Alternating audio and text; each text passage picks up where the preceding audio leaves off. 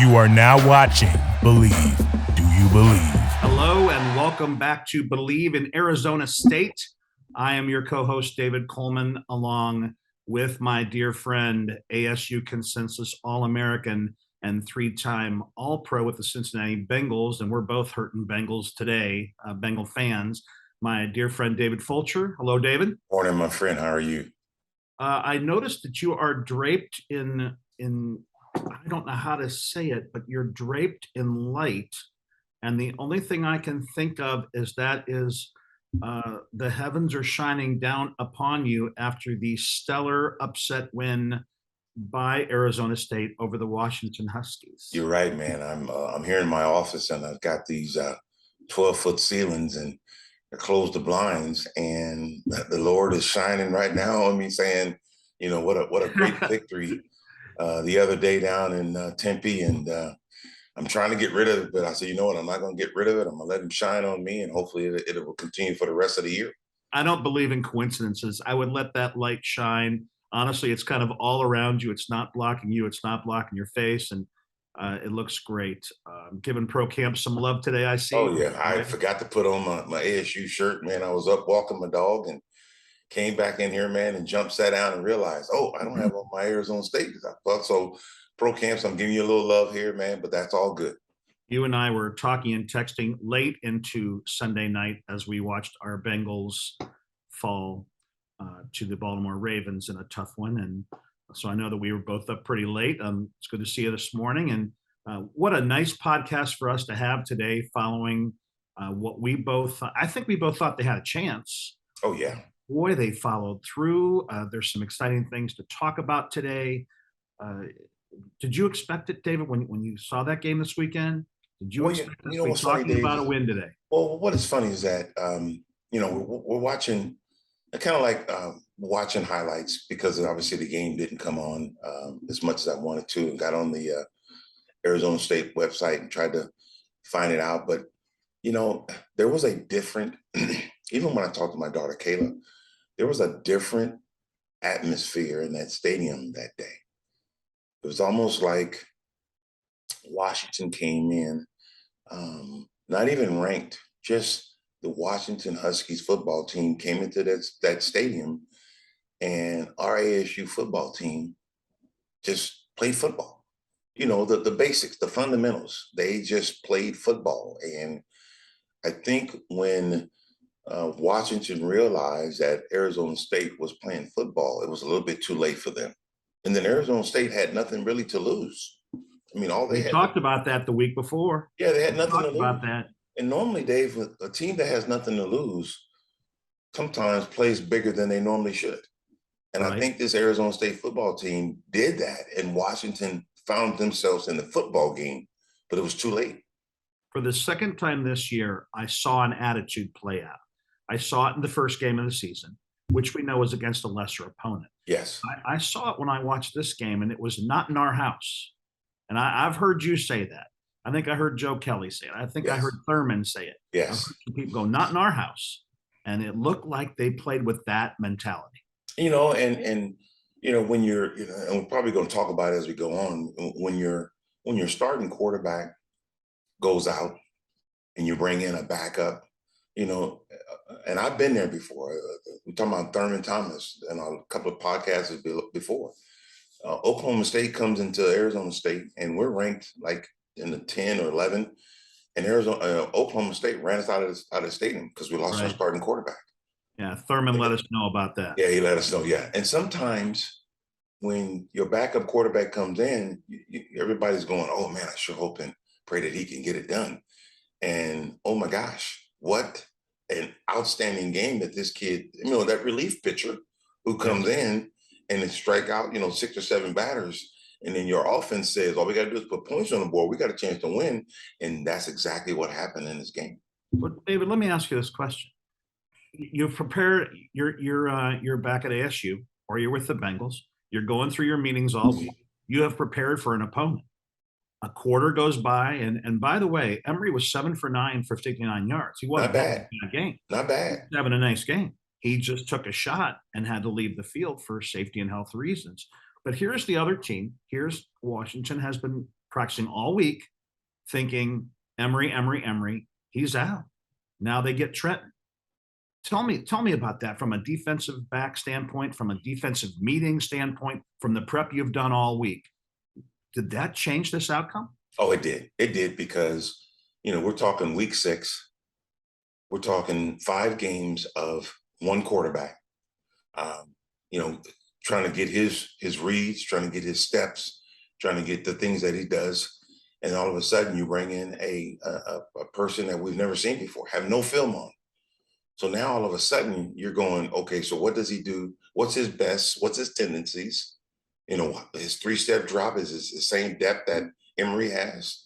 Does he get rid of the football faster? Is the ball slower? Can he run like Emory? So now all of a sudden things you have to adjust. And Washington didn't have enough time to adjust to that, even though he played the majority of the first half and then all of the second half. So you have to make halftime adjustments. We always talk about that. People have to make halftime adjustments to be better. Well, it was kind of too late because Arizona State's offense knew what they were getting. And sure enough, they did what they did. I have to tell you, I was very impressed with Trenton Bourguet. His calm, his poise, his stepping up in the pocket when there was pressure. The couple of times he needed to roll out. If you didn't know any better, we were talking about last week that if you didn't know any better and you looked at the sidelines, you couldn't tell that was an interim head coach. And I have to tell you, if you just happened to, let's tune in and watch Arizona State play Washington, and you didn't know either team, you'd be going, what a nice quarterback they have. You wouldn't have known he had just stepped in because the first-string quarterback got hurt. And you notice that as well? Yeah. I mean, and when you talk about his stats, he was 15 for 21, 182 yards, 8.7 yards per pass, 3 touchdowns, quarterback rating 93.9. Backup quarterbacks, when they come into the game, probably don't have them kind of numbers. He missed 6 completions throughout the rest of the game that he played in. And once again, this young man, who I believe is a 5th-year senior, walked in there and took care of business as if he had been a starter his whole career. Right. But once you play football, Dave, all you want is that opportunity to play. And he got that chance and he did what he did. And you said last week, look, we looked last week and we had 6 yards rushing in the previous game. And you just went, that's not going to happen. Kayla got on and said, that's not going to happen. And you came right back and said, look, we have to have X touching the ball about 20 times, getting at least 100 yards. What did he have? 23 carries, 111 yards, a rushing TD, a receiving TD. Yeah, it was exactly as you kind of scripted and said, if we're going to be in a game against a quality opponent, these are the numbers we have to have, and they hit them. And when you have those numbers, Dave, 23 carries. So let's just say 23 carries in this game. And of those 23 carries, let's go time of possession. Right. How long is Arizona State having the football that Washington doesn't come on the field? See, if I'm the head coach, I want to establish the run before I throw the football. If you stop my running game, then I'm going to have to throw the ball. Correct. But if I can get my star running back like X, 15 to 25 carries in a game, it puts Washington's offense on the sideline for a big time of not being on the field. Correct. And so you can control, once again, you can control the game with the quarterback who's keeping the ball in play. The clock is being run down by your running back who's carried the football 23 times. Let me tell you something, if X doesn't carry the football more than 20 times a game, then we got a problem. And against Utah, he probably had like 10 carries. When you're behind the sticks, when you're behind the chains, it was a different script. They were behind. It's tough. It's tough. And so when you get that, you're not going to get the things that you want, but yet they control the Huskies, and that's why they won that game.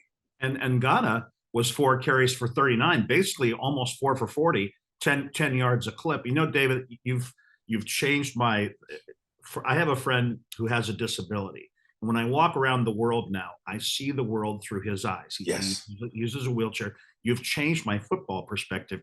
And darn you, I don't watch games the same way. But I was thinking of you, and here's why. Okay?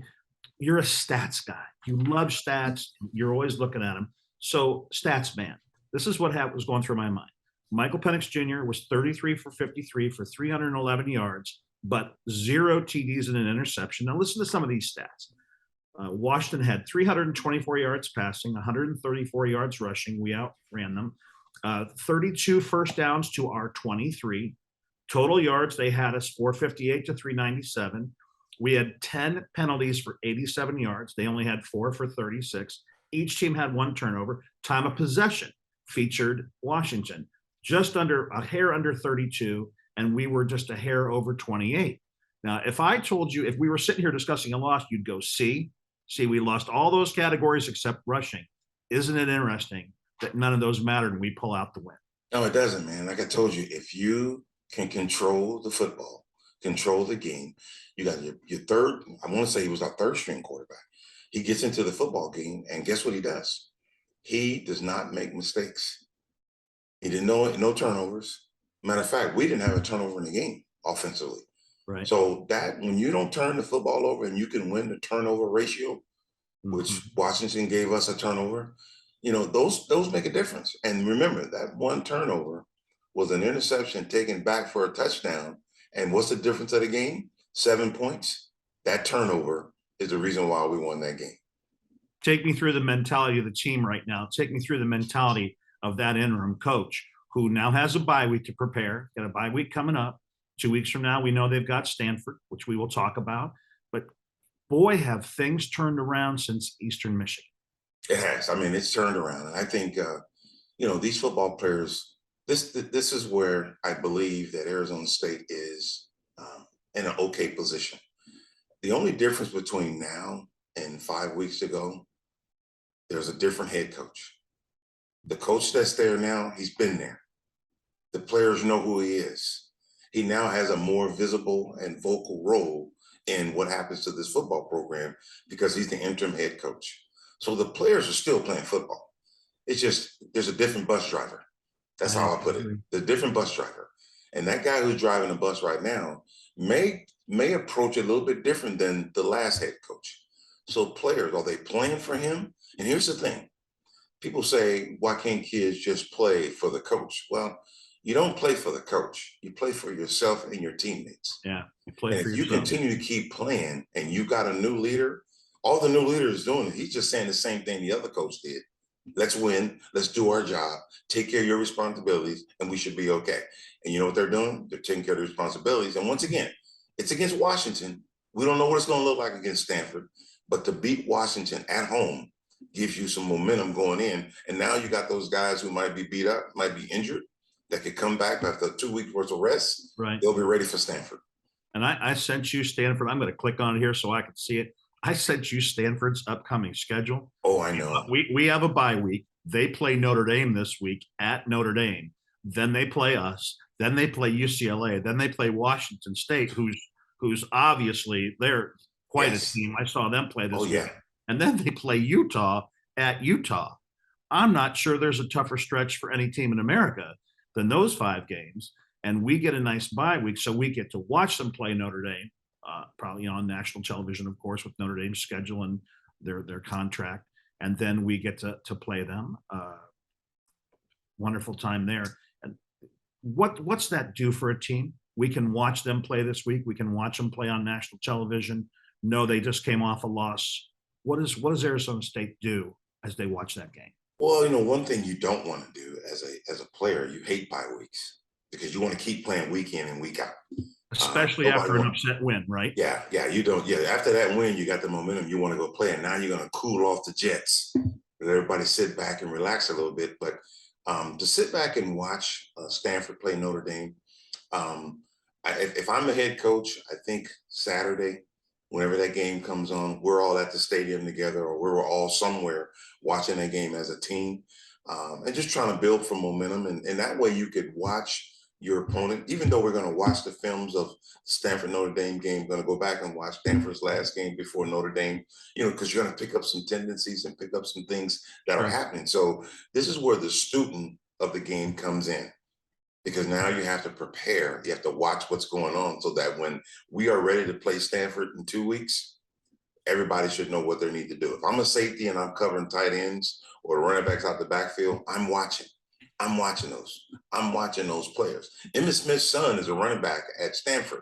Emmitt Right. Smith from the Dallas Cowboys. If I got to cover that kid coming out the backfield, I am studying him right now all the way up until our game to know exactly what he's doing so that I'm prepared when we play them in 2 weeks. And what did you keep we were watching the Bengals game last night. We were watching people get open. I think you texted me 3 times, stay with your man. Stay with your man, man. With Stay with your man.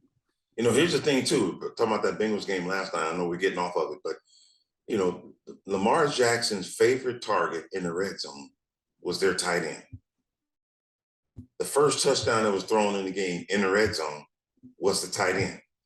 He was as wide open as you are sitting there right now. And I couldn't understand that. I saw a guy wearing number 33, which I don't like to see guys wearing 33 and messing up.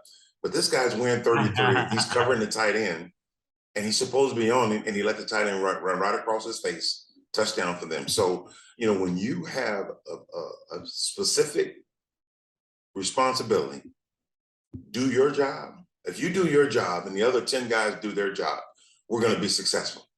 But when one guy messes up, and it does, and it hurts you, and that's what happened to the Bengals last night. Okay. Scott, welcome to the program. Yes, sir. Welcome. Thank you very much for having me. I appreciate it. Scott, instead of me going into a long diatribe here, give people just a brief synopsis of your most recent history and why we'd be having you as a guest. I know that you've been a head coach, you've been an assistant coach, you have developed an amazing system for recruiting and training athletes. So let everybody know kind of what you're all about, and then we'll get into the rest of the podcast. Yes, sir. Well, first, number one, thank you both for having me. I mean, it's easy when the host is named David, my buddy named David. That's it. Yes. For me. You know, I've had 20 plus years as a college and high school football coach, predominantly out of Western New York, where I was blessed to not only play, but eventually coach at the University of Buffalo, mostly in player development and recruitment. And, you know, having the opportunity to see what we call diamonds in the buff, right? Western New York is not a very highly recruited environment. And yet our time under like Coach Turner Gill, who brought me in, you know, legend from Nebraska. And then I was carried over with Coach Jeff Quinn, you know, who ended up going back with Brian Kelly to Notre Dame. You know, we had to make best, you know, kind of like what Arizona State did, you know, coming off the bench, both with a head football coach and a backup quarterback, you know, Yes. redshirt, to get such a great win. If I read correctly, the first time they beat a top 25 with a first-time head coach since Yes. 1980. Yes. Wow, that's fantastic. So that's the kind of football I'm used to.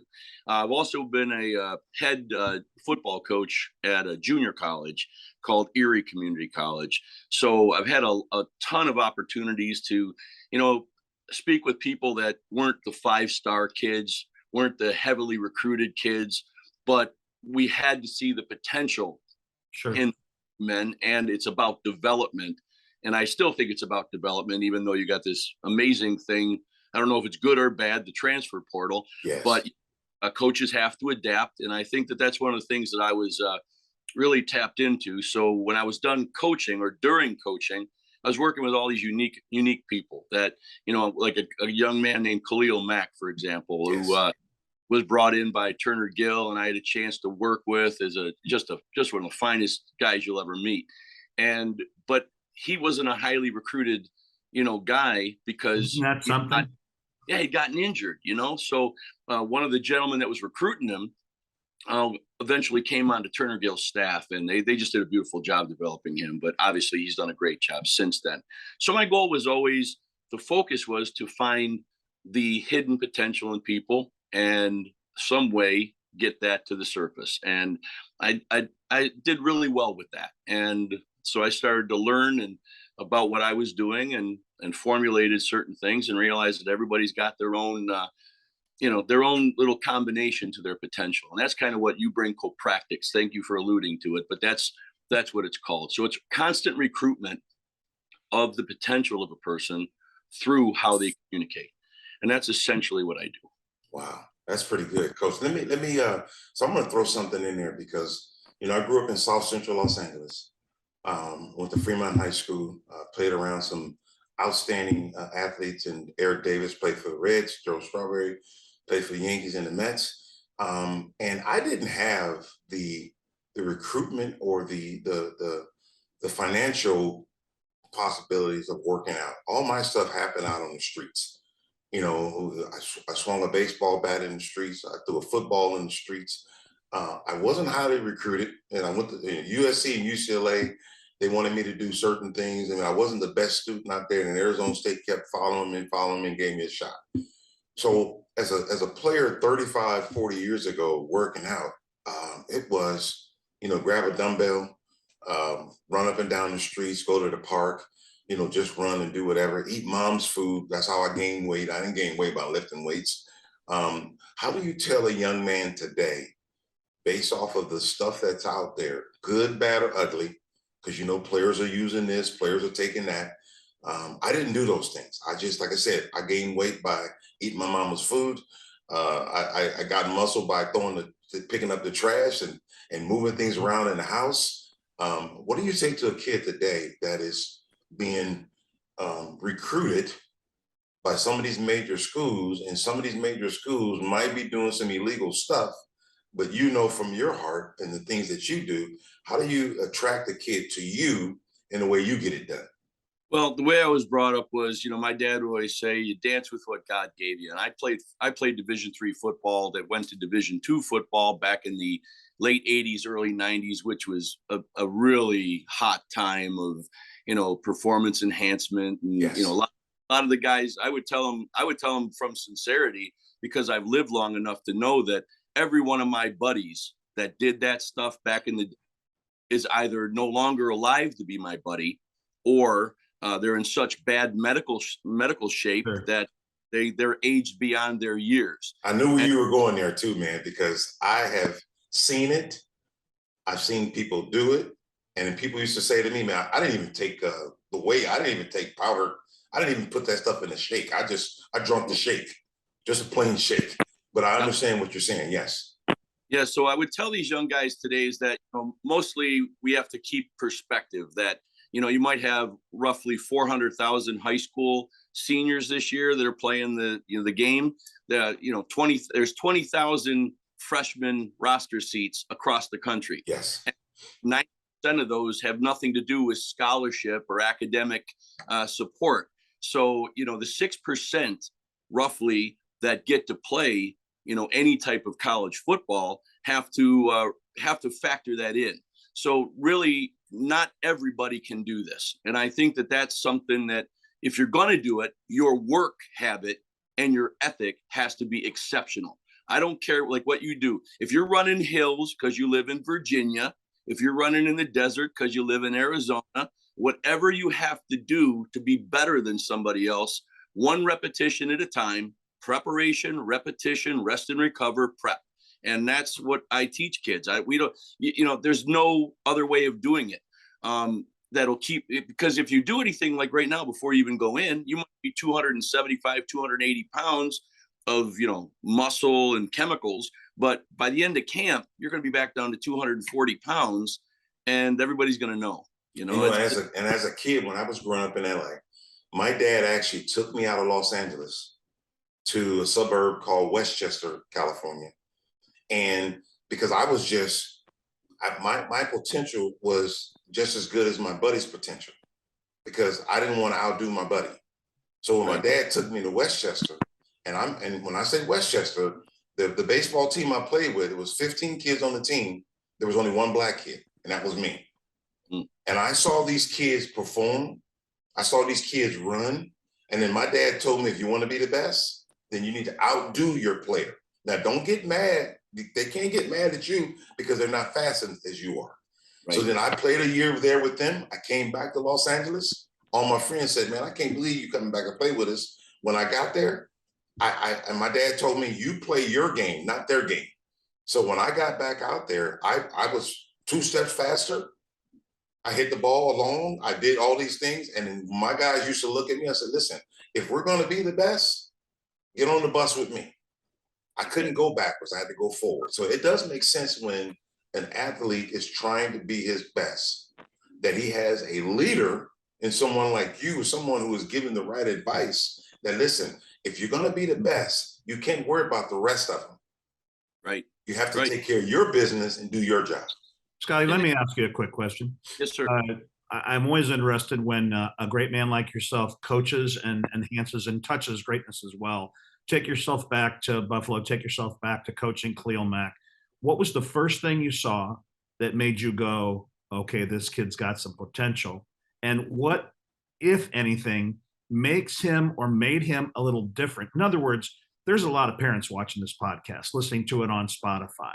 They're raising young athletes. What did you notice? What did you see? What would a school see? What should they be enhancing in their children?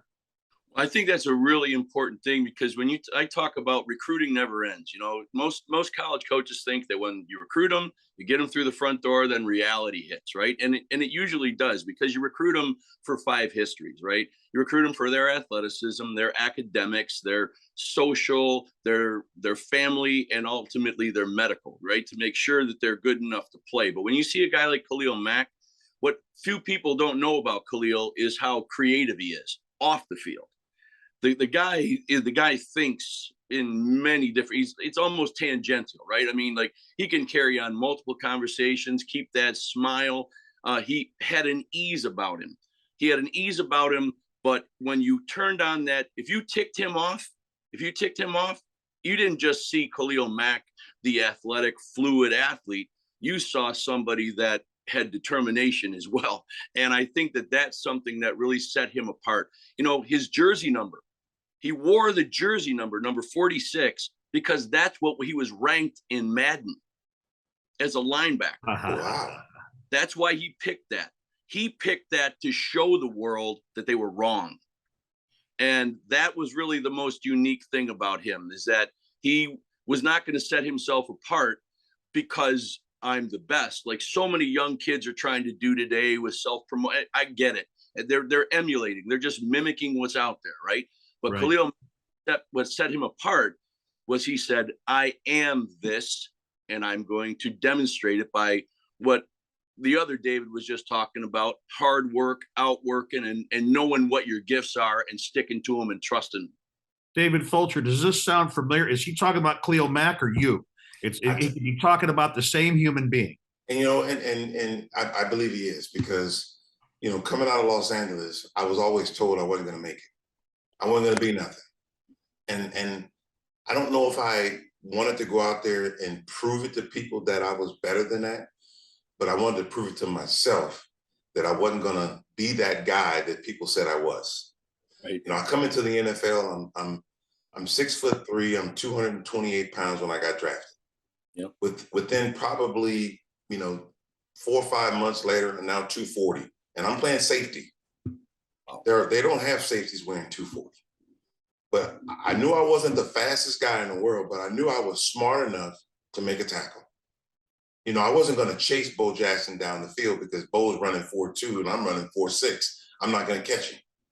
But I could catch Bo Jackson in between the tackles before he gets started. So I used to stick my head in there and I'm going to make a play.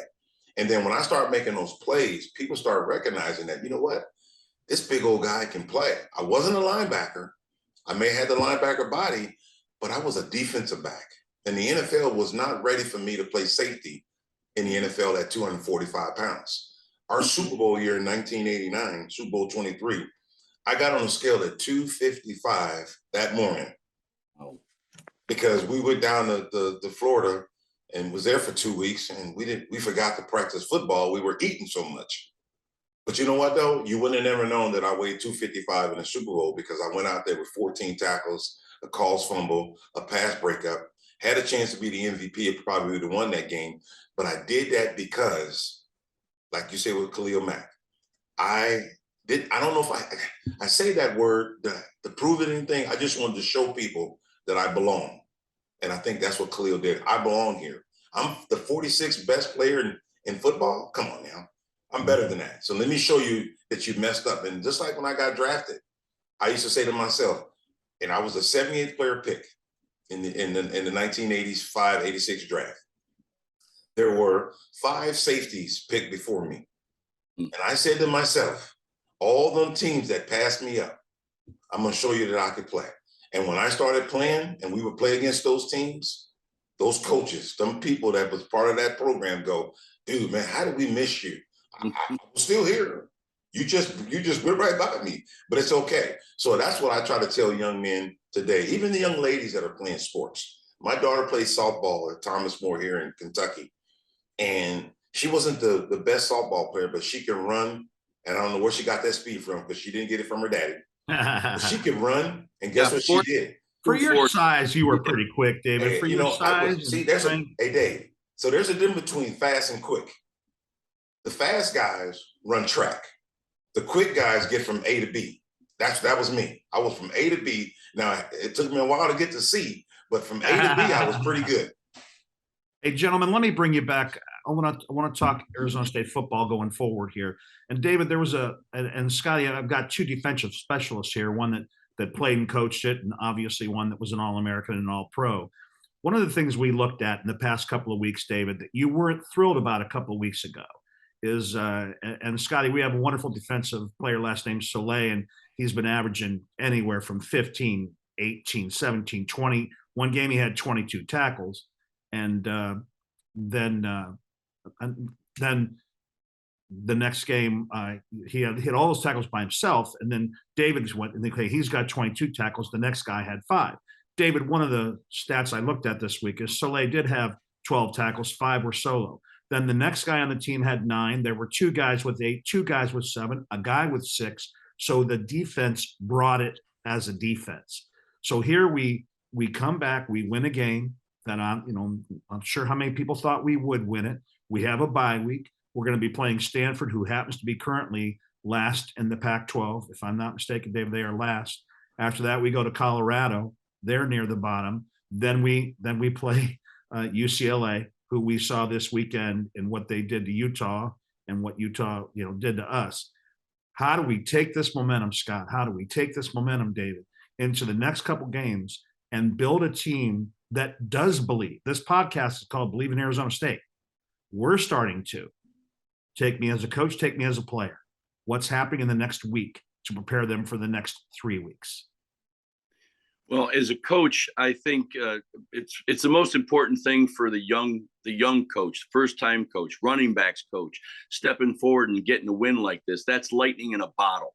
And whatever got you there, that's what you repeat. It's tenacity, it's hustle, it's echo to the whistle type of play. And you don't try to make anything fancy. You go in now you beat a team that's in the top 25.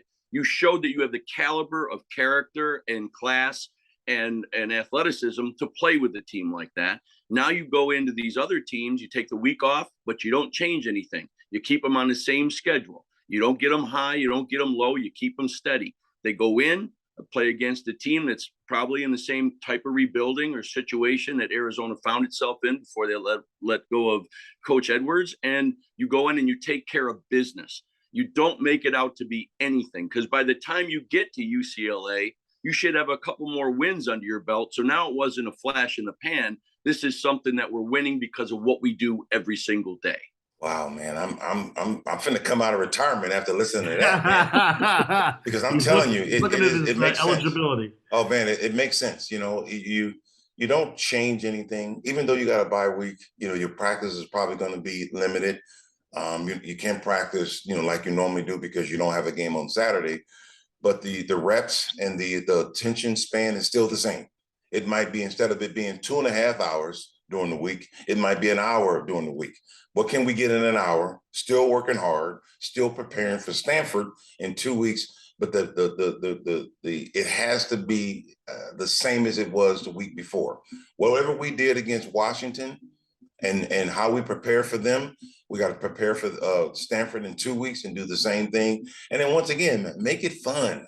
It's got to be fun. Let me tell you something. I coached high school football. I started a college football team here in Cincinnati. Make it fun. I don't want to be out there for 3 hours and the kid's dragging and he's sagging and he's not really into practice. Make it fun, man. Let's have some competitive stuff with the O-line and D-line, the DBs and the receivers, the running backs and the linebackers, the tight ends and linebackers. Make it fun. And when you make it fun, kids are going to perform for you. As long as you're doing your job. And we said it the day before, if you do your job, If everybody on that team does their job, they're going to be successful. When one guy steps out and thinks he's bigger than the other guy, you're going to have a problem. And sometimes, there's going to be some guys. We talk about the Soleil on defense. The guy's probably got 100 tackles already, because he's been averaging 19, 20 tackles a game. So, but once again, he might be getting more attention at his position than the other guy at linebacker. But here's the thing. As long as he can keep that guy in the game, in the moment, and doing his job, let me tell you something, man. I played in many games where I made 15 tackles in the game, and some I made 2. And I would get a reporter coming and say, David, where were you? I was on the field just like everybody else. But this game, I only had 2, but I had 15 the week before. So once again, as long as this coach keeps it fun, keeps everybody's spirits up, and don't change nothing. I mean, you might add something to it, but don't back down. As long as they keep that focus, man, they'll be ready for Stanford. And then when it comes to UCLA down the road, remember, one game at a time, one day at a time, and they'll be okay. Well, Scott, David, I'm looking at their schedule and just realized it. Next game, 2 weeks, Stanford away, Colorado away, UCLA at home, then Washington State away. So here they have this nice win. 3 of the next 4 major games here coming up are away. Take me through that prep. Take me through that mindset. Well, I think the away game, you always make sure that you take enough home with you. Yes. See, and coming off of that previous philosophy, it doesn't matter if you're playing at home, it doesn't matter if you're playing away. That's a 100-yard field. If you bring the same energy, the same dudes that got you the win this past weekend, yeah, the fans are going to be great, but it's not the fans. That's all coming from the inside. And if you don't have fans cheering for you on the sideline, you make sure that your arms are linked on the sideline and everybody is all 55, 56, whatever they travel, are sitting there. When the offense is up, the defense is up. When the defense is up, the offense is up. When the specialists aren't off, sipping cocoa somewhere, they're up until they come out. So that's where it all is. I talk about bring. The bring of a person, that which brings you along. And you have to take that with you wherever you go. And that's what I'm saying, is that there's no such thing as home or away games. You get to go, and there's some challenges where you play, sleep might be changed, but as long as you keep it fun now, like David was saying, on the road, they play their video games, they hang out in the rooms together, they eat together, they take a little team walkabout together, talk with their position coaches, hit the bed, get up in the morning, eat a good breakfast, get in there, play, go home. It's a business trip that you can have some fun, have some fun with it along the way as well. Well, you're right, man. It is. It's very important too to have that camaraderie with your players. When I was a head coach at the high school and the college, I tried to get to know everybody by their name. Yep. In the work that I do today, I'm inside the jail and I work with young men and women who are incarcerated. And I've seen thousands and thousands of them. And I tried my best to remember everybody's name. And if I didn't know your name, man, I'm calling you my guy or my girl. And I think that's what this Arizona State football team, we call this Believe in Arizona State. So Arizona State got to believe in themselves. So when they go out and play these teams, that they're fighting with their brothers on a weekly basis. When they get into a game, they're fighting that game with their brothers, believing in their coach, trusting their coach to put them in position to make plays. My defensive coordinator when I played with the Bengals was Dick LeBeau. Dick LeBeau, let me tell you, man, he and Willie Shaw, so obviously the dad of head coach at Stanford, Willie Shaw was my secondary coach at Arizona State. Those guys believed in David Fulcher. They put me in positions to make plays. And all I wanted to do was reward them for putting me in the game. I didn't want to disappoint them. I didn't want to disappoint my dad. I didn't want to disappoint my coaches. So I wanted to make sure I did my job. So when they asked me to blitz, I had to get home. There were times I would jump over linemen just to get there because the coach called my number. I sacked Joe Montana in the Super Bowl. I went to Dick LeBeau and I said, Coach, I'm playing man-to-man on this tight end. He never looks up at me. He always blocks down on the end. I'm going to coordinate with the end and say, listen, you take it man-to-man, I'm coming off the corner. LeBeau told me, if you see it, go get it 33. And sure enough, I did it, and I sacked Montana in the Super Bowl. And that's the kind of relationship that players should have with their coaches.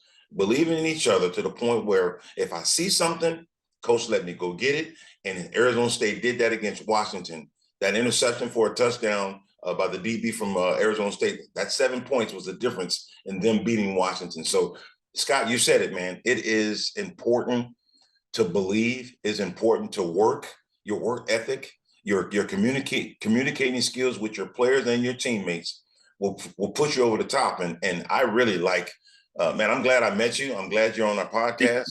You know, David's been my D square, the other guy, the other D. We've been talking about you, man, and we've been wanting to get you on here for a while, but you're here today, man, and I really appreciate you coming out and talking to us. Well, thank you very much for your time, guys. I really do. I appreciate it. Scott, I'll give you. You have any question for David Fulcher before we pop off this? I do. When you were in Cincinnati, did you play with Mouse McNally? Jim McNally, yes, I did. Coach McNally is a Coach McNally is a clown, man. He's a clown. He's a UB grad. He grew up, went to high school with my father, the whole deal. So we've had a lot of Mouse around here for a long time. But boy, some of the things he used to talk about with Anthony Munoz and all the he mentioned your name quite a bit. Just that Super Bowl year, and it's just great to meet you and really love talking to you. I love what you guys are doing. I have a real love for my college, University of Buffalo, and Maurice Lindquist is doing a great job here. But you can really see with alumni like you and promoting programs like this is also going to help recruitment. Yes. And just that the name is bigger than just the place you go. It's something you carry in your heart. So thank you guys very much for the opportunity to be Appreciate you, man. Thank you, brother. Have a blessed day too. Scott, thank you so much for what you shared today. If anybody would like to get a hold of you, why don't you give people a quick way to get a hold of you? Well, I'm at www.ubring1.com, ubring1.com.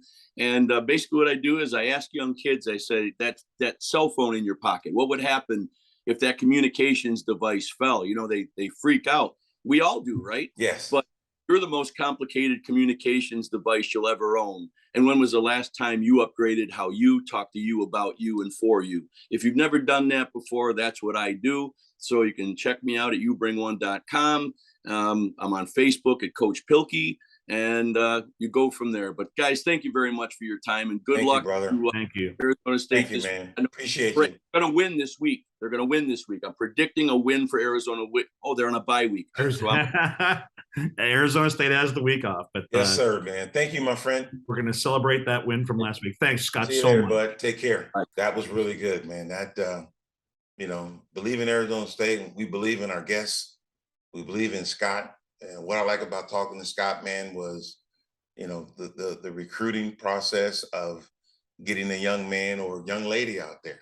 This isn't just for the guys, it's for the girls as well. That, there are things you're supposed to do while you're being recruited. There are things you're supposed to do to get recruited. There are a lot of people out there, man, that spend lots of money, thousands and thousands of dollars to do the wrong thing. If you're going to do the right thing, spend your money on what Scott just said, because I didn't have that opportunity, Dave, when I was growing up. Like I said, man, I didn't have the money, number one. Number two, I didn't have the equipment that everybody has today. Like I said, my weight gain was eating my mom's food, and running around the streets and maintaining my body weight. I had no idea how much I was supposed to weigh or how much weight I was supposed to bench press. But what I did know was that I kept it simple enough that it made it simple and easy for me to be the athlete that I was. And I knew I wasn't going to put any performance enhancement drugs or things in my system to get bigger or to get faster. It was just a naturally God-given talent for me. And my dad, it's funny when I say this, my dad was like the Williams sisters' dad, Henry. My dad's name is Henry. My dad, he made us work out. He made us do things. He didn't let us sit on the couch and do nothing. Right. I played tennis. Look where you are, David. Look where you are. I mean, my kids, my son, my daughter, Kayla, they weren't going to sit around and do nothing. You're going to do something with yourself. Besides, if it's not an athlete, being an athlete, You're going to do something with yourself because you're made that way. You're made from your family. You're made David, from your your dad. daughter kicked your butt to go back and finish college. She did. So If it wasn't again, for you her, I didn't wouldn't raise have got a that. shrinking violet. She said, "Dad, go back and finish your degree." She And you made went me back do and it. finished your degree. She made me do it. And when she came off that stage at Thomas More, she said, "Dad, you need to go finish." And I'd rather fight you than her. If you've ever met Kayla Oh, I know. or Judy or Oh, I Judy, know, man. I think I'd I rather know. fight you than either of the women in your family. And trust me, man, we lead by example. You know, we wanted Kayla and David to be the best that they could be, whether it's an athlete, whether it's a graphic designer in Kayla, whether it's a dad who's coming from the Air Force and doing some work now with UPS. You know, David and Kayla are the example of what their father was back in the day. And I continue to keep doing that. And that's As why we we do wind what we this do up, here. As we wind this up today, I just want to say this. This should make sense to you. I've only invited two people. As you know, I'm an award-winning national public speaker. Yes, you are. There's only two people in the country that I've ever invited to share stage and take half of my time on stage. One is my co-host and my dear friend, which is you. The other was Scott. I met Scott in Buffalo. I had an event coming up in 2 weeks. I said, Scott, come back and share the stage with me in a couple of weeks. This is a number of years ago. He came back. We spoke at a local college in Buffalo, and we killed it. Why? Because he had that same mentality 15 years ago, if not more energy, a little bit more. You know, we're both more youthful and Yes. basically the primes of what we were doing then. But there's only two people who I've given up half of my stage time to, you and Scott.